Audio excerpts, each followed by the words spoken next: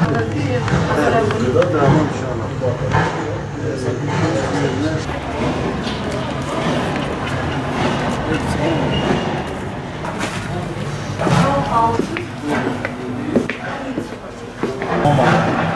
inşallah iletişime geçerler sizinle.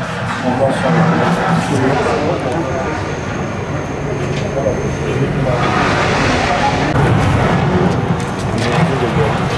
876.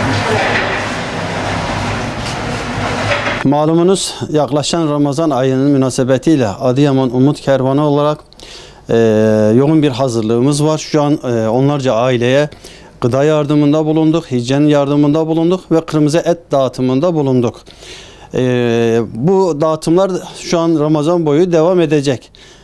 Duyarlı, hayır sahibi abilerimizden şu an bizim acilen kahvaltılık ihtiyaçlarımız var ve gıda olarak da ihtiyaçlarımız devam etmektedir.